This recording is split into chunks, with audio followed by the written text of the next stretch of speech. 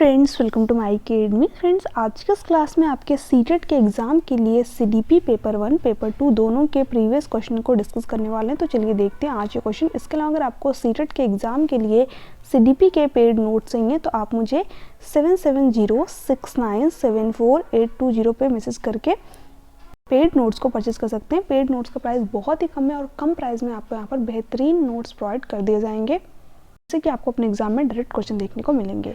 यहाँ पर आपका फर्स्ट क्वेश्चन क्या दे रखा है, विकास के बारे में निम्न में से कौन सा कथन सही है। ठीक है, ऑप्शन क्या दे रखा है, विकास एक समान होता है। देखिए ये बात यहाँ पर पूरी तरीके से गलत हो जाएगी। जो विकास की प्रक्रिया है, ठीक है, ये क्या होती है, बैक एंड फोर्थ होती है, यानी कि स्पायरल होता है। विकास कभी कम तो कभी ज़्यादा होता है। ठीक है, किसी स्टेज में जो है बच्चे का विकास ज़्यादा होता है तो किसी स्टेज में जो है विकास की प्रक्रिया धीमी हो जाती है। ठीक है, तो यहाँ पर अगर आपसे कहे कि विकास एक समान होता है, यूनिफॉर्म होता है, नहीं, ठीक है, ये गलत है। विकास बिल्कुल अप्रत्याशित है। देखिए अप्रत्याशित का मतलब क्या हो गया कि हम जो है विकास के बारे में बिल्कुल भी अनुमान नहीं लगा सकते। ये बात यहाँ पर पूरी तरीके से गलत है। देखिए आपने देखा होगा कुछ बच्चे होते हैं जो कि किसी किसी फील्ड में बहुत अच्छा करते हैं, ठीक है, तो हम उनके बारे में कह देते हैं कि हाँ ये बच्चा जो है आगे चलकर इस फील्ड में कुछ अच्छा करेगा। तो हम क्या कर पा रहे हैं, विकास के बारे में कुछ हद तक बता पा रहे हैं। कोई जरूरी नहीं कि वो बच्चा आगे चलकर कुछ करेगा ही अच्छा, ठीक है, बट हम कुछ हद तक जो है क्या कर पा रहे हैं, उस बच्चे के बारे में बता पा रहे हैं, है ना। विकास के बारे में हम क्या कर सकते हैं, कुछ हद तक भविष्यवाणी कर सकते हैं, कुछ हद तक जो है प्रेडिक्टेशन कर सकते हैं, पूरी तरीके से नहीं कर सकते, ठीक है, और बिल्कुल भी नहीं कर सकते। दोनों बातें गलत है, सिर्फ कुछ हद तक कर सकते हैं। अगर ये लिखा हो अगर आपके ऑप्शन में, तब वो ऑप्शन आपका सही होगा। ठीक है, तो यहाँ पर लिखा है बिल्कुल अप्रत्याशित, यानी कि बिल्कुल अनुमान लगाया ही नहीं जा सकता, तो ये भी गलत है ना।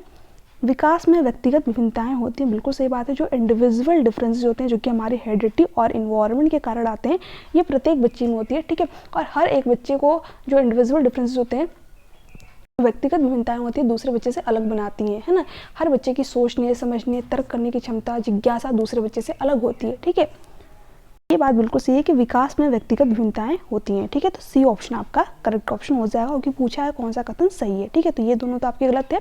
लास्ट वाला ऑप्शन चेक कर लेते हैं, विकास विशिष्ट से सामान्य की ओर बढ़ता है। देखिए जो आपके विकास का सिद्धांत है उसमें जो है आपका सीधे सीधे बता रखा है कि विकास जो है सामान्य से विशिष्ट की तरफ बढ़ता है। ठीक है, यानी कि जनरल टू स्पेसिफिक चलता है।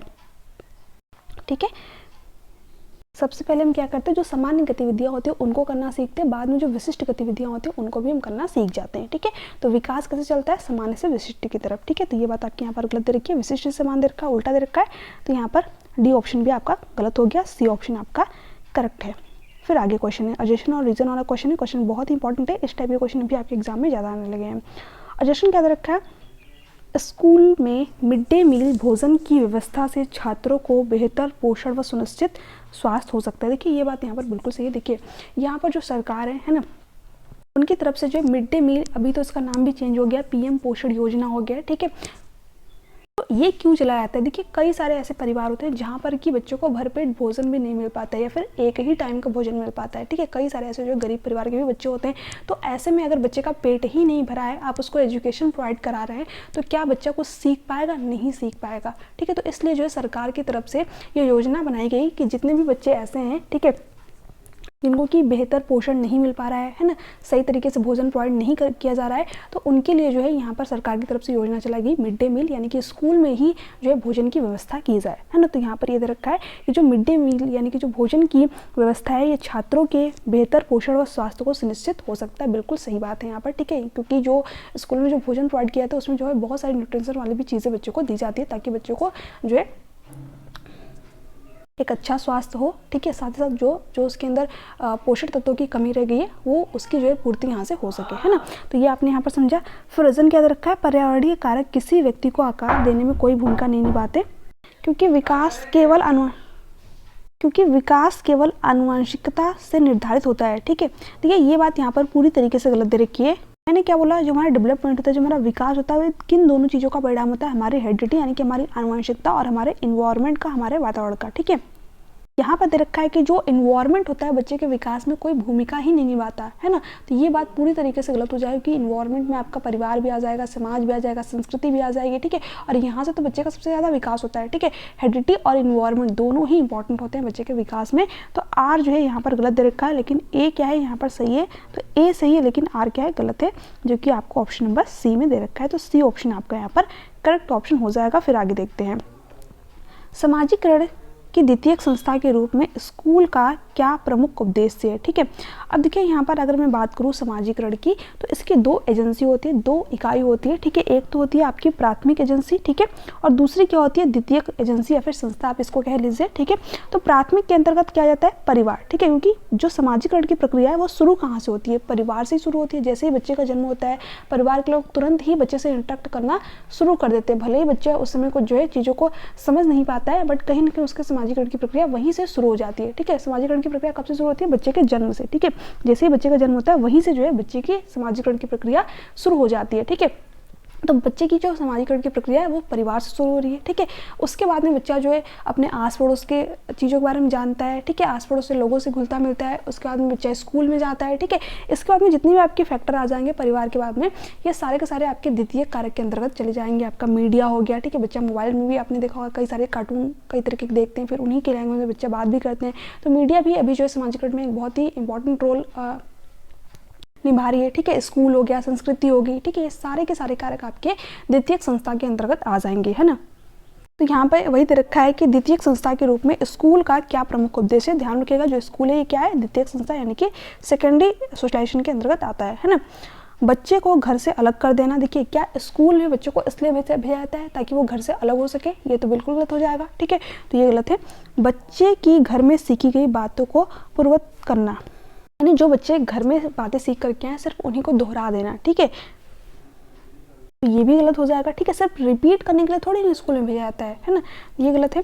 बच्चों द्वारा घर में सीखी गई बातों का खंडन करना, यानी जो बच्चा घर से सीख करके आया, जो भी बच्चे की नॉलेज है हम उसको जो है सिरे से निकाल दें कि नहीं तुमने तो गलत सीख करके आया हुआ है। ठीक है, जबकि जो आपका NEP और NCF क्या कहता है कि बच्चे की जो प्रीवियस नॉलेज है ना, जो बच्चा पहले से जानता है, जो उसके पास नॉलेज है, उसका आप यूज करके बच्चे को जो है क्लासरूम में एजुकेशन प्रोवाइड कीजिए, ताकि बच्चे को ये ना लगे कि वो कहीं अलग जगह पर आ गया है। ठीक है, उसको ये लगे कि जहाँ पर उसको इंटरेस्ट, जो बच्चे की रुचि है उसको ध्यान में रखा जा रहा है, उसको जो है अच्छी चीज़ें बताई जा रही हैं, है ना, उसके अकॉर्डिंग जो है उसको चीज़ें सिखाया जा रहा है ना, तभी तो बच्चा स्कूल में जाना चाहेगा। फिर धीरे धीरे करके जो है उसका विकास भी होता चला जाएगा, है ना। तो यहाँ पर सबसे ज़्यादा जो है जो छोटे बच्चे होते हैं ना उनको स्कूल में लाना सबसे ज़्यादा कठिन होता है। ठीक है, क्योंकि बच्चा स्कूल जाना ही नहीं चाहता है ना, क्योंकि स्कूल का ऐसा माहौल ही होता है ना, बहुत ही डर भरा माहौल लोग क्रिएट कर देते हैं कि ये मतलब फ्राइंड ढकाने छोटे छोटे बच्चों को चीज़ें दी जाती हैं, है ना। तो इस तरीके का जो है बहुत ज़्यादा बर्डन बच्चे के ऊपर नहीं डालना है। बच्चा जो है इस तरीके से आपको चीज़ें प्रेजेंट करनी है ताकि बच्चा इंजॉयमेंट के साथ में उन चीज़ों को सीखे। ठीक है, यहाँ पर डी ऑप्शन क्या रखा है, परिवार का विस्तार जिससे बच्चे की परिचित चीज़ों को आगे बढ़ाया जा सके। बिल्कुल सही बात है। देखिए स्कूल में बच्चे को इसलिए भेजा जाता है ताकि जो भी बच्चा पहले से चीज़ों को जानता है, ठीक है, उसी का विस्तार रूप बच्चे को बताया जाए, है ना।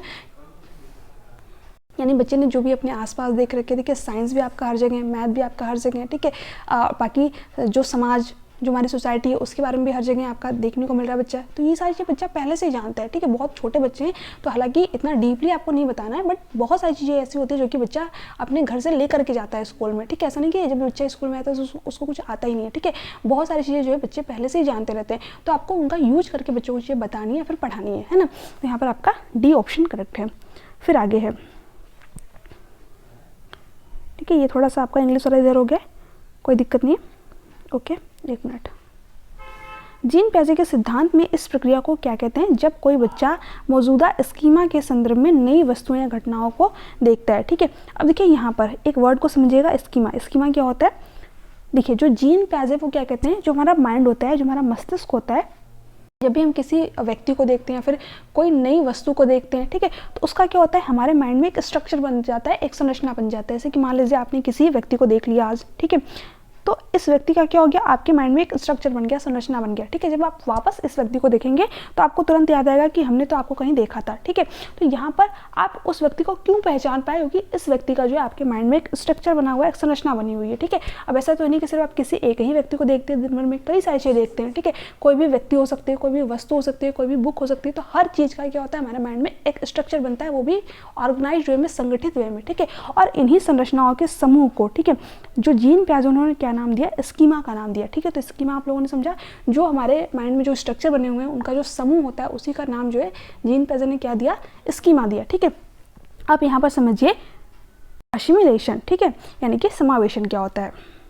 इसी क्वेश्चन से आपको समझना है जब कोई बच्चा मौजूदा स्कीमा के संदर्भ में नई वस्तुओं या घटनाओं को देखता है। ठीक है, अब देखिए जब आपने कोई नई, जैसे कि आपके माइंड में बहुत सारे स्ट्रक्चर बने हुए थे, ठीक है, फिर आपने कोई नई वस्तु देख ली या फिर कोई नई घटना देख ली, ठीक है, जो आपने पहले कभी नहीं देखी थी, तो इसका आपके माइंड में क्या बना, एक नया स्ट्रक्चर बना है, ठीक है, एक नया स्कीमा बना। ठीक है, तो यहाँ पर जो ये घटना आपके माइंड में ऐड हो रही है, ठीक है, उस प्रक्रिया को क्या कहते हैं, असिमुलेशन कहते हैं, समावेशन कहते हैं। ठीक है, तो ये आपने समझा यहाँ पर, तो ए ऑप्शन आपका करेक्ट ऑप्शन हो जाएगा, समावेशन। जब भी हमारे माइंड में, ठीक है, कोई भी घटना, ठीक है, कोई भी नई वस्तु ऐड हो रही है, ठीक है, यानी कि हमारे माइंड में कोई नया स्ट्रक्चर बन रहा है, कोई नया संरचना बन रहा है, तो उसका नाम क्या हो जाएगा, असिमुलेशन। ठीक है, समावेशन। और इन्हीं संरचनाओं के समूह को क्या कहेंगे, स्कीमा कहेंगे। आई होप कि आपको यहाँ पर कोई भी डाउट नहीं होगा। फिर उसके बाद में ऑर्गेनाइजेशन, संगठन, देखिए ये भी वर्ड आपका जीन पैजेक द्वारा दिया गया है, बट यहाँ पर इसकी बात नहीं हो रही है। अनुकूलन की भी बात यहाँ पर नहीं हो रही है, ये भी आपका जीन पैजेक द्वारा ही दिया गया वर्ड है। जीन पैजेक जब हम थ्योरी पढ़ेंगे तो उसमें सारी चीज़ डिटेल में मैं आप लोगों को यहाँ पर बता दूंगी, है ना। तो ये ऑप्शन फिलहाल यहाँ पर करेक्ट है। पार्डी के इसके फोल्डिंग की जो बात है ना, ये आपके करते हैं लेव वाइगोस्की। ठीक है, तो यहाँ पर लेव वाइगोस्की की थ्योरी जब आएगी तो वहाँ पर मैं आप सबको सारी चीज़ें बता दूंगी। इसका मतलब होता है टेम्पररी हेल्प, यानी कि एक तरीके से जो है बच्चे को अस्थायी मदद प्रदान करना, है ना। तो ये ऑप्शन आपका नहीं है यहाँ पर। फिर आगे चलते हैं हम लोग नेक्स्ट क्वेश्चन की तरफ। अब देखिए यहाँ पर जीन पैजे की जो अवस्थाएं, उन्हीं से क्वेश्चन बना हुआ है। बच्चे विभिन्न प्रकार की समस्याओं को सुलझाने के कौशल पा लेते हैं, परंतु निगमनात्मक सोच नहीं कर पाते। ठीक है, संवेदी चालक अवस्था, मूर्त संक्रियात्मक अवस्था, पूर्व संक्रियात्मक अवस्था, अमूर्त संक्रियात्मक अवस्था। ठीक है, अब देखिए जो जीन प्याजे इन्होंने संज्ञानात्मक विकास का सिद्धांत दिया और संज्ञानात्मक विकास की 4 अवस्थाएं बताई। ठीक है, 4 स्टेज की इन्होंने बात की। पहली अवस्था क्या है, सेंसरी मोटर स्टेज। ठीक है, जिसे हम लोग इंद्रिय गामक अवस्था के नाम से जानते हैं, क्योंकि इसमें जो छोटे बच्चे होते हैं, जो जन्म से लेकर के 2 साल तक के बच्चे होते हैं, वो अपने ज्ञान इंद्रियों के थ्रू जो है सबसे ज़्यादा चीज़ों को सीखते हैं, है ना। तो इसीलिए इस स्टेज का नाम क्या है, सेंसरी मोटर स्टेज। ठीक है, बच्चा इसमें अपने सेंसेस के थ्रू चीज़ों के बारे में जानता है, सीखता है। तो ये पहली स्टेज है। इसमें बच्चा कितने साल तक का होता है, जन्म से लेकर के 2 साल तक का होता है ना। फिर दूसरी वाली स्टेज क्या है, प्री ऑपरेशनल स्टेज, यानी कि पूर्व संक्रियात्मक अवस्था। इसमें देखिए जो बच्चा होता है ये 2 से लेकर के 7 साल का होता है, और इस बच्चे के अंदर जो है जीववाद यानी कि एनिमिज्म, ठीक है, इसके साथ साथ यहाँ पर जो बच्चा होता है उसके अंदर केंद्रीयकरण का गुण होता है। ठीक है, बच्चा चीज़ों को यहाँ पर रिवर्स नहीं कर पाता। तो कई सारी प्रॉपर्टीज होती है जो कि आपके एग्जाम में पूछी जाती हैं। हम लोग जो थ्योरी पढ़ेंगे तो वहाँ पर सारी चीज़ें क्लियर हो जाएंगी। फिर थर्ड वाली स्टेज क्या है, मूर्त संक्रियात्मक अवस्था, यानी कि कॉन्क्रीट ऑपरेशनल स्टेज। इसमें जो बच्चा होता है वो 7 से लेकर के 11 साल तक का होता है। इसमें बच्चा 3 चीज़ें कर पाता है। एक तो होता है कि बच्चा जो है सीरिएशन, यानी कि चीज़ों को एक क्रम में व्यवस्थित कर पाता है। फिर बच्चा चीज़ों को वर्गीकृत कर पाता है कि ये फल हैं या सब्जियां हैं। ठीक है, उसके बाद में बच्चा यहाँ पर कंजर्वेशन यानी कि संरक्षण कर पाता है। शेप और साइज में जो है अंतर समझ पाता है यहाँ पर, है ना, कि जो पानी है वो वापस बर्फ़ बन सकता है और जो बर्फ़ है वो वापस पानी बन सकता है। बच्चा यहाँ पर कंजर्वेशन कर पाता है। कौन से स्टेज में, कॉन्क्रीट ऑपरेशनल स्टेज में, यानी जब 7 से लेकर के 11 साल तक का होता है। साथ साथ इस स्टेज का नाम क्या है, मूर्त संक्रियात्मक अवस्था। ठीक है, जो कॉन्क्रीट चीज़ें होती हैं जो बच्चे के सामने उपस्थित होती है, जिसको बच्चा टच एंड फील कर पाता है, उसके बारे में बच्चा यहाँ पर सोच पाता है, थिंकिंग कर पाता है ना। फिर लास्ट क्या है, अमूर्त संक्रियात्मक अवस्था। इसका नाम क्या है, अमूर्त। ठीक है, फॉर्मल ऑपरेशनल स्टेज।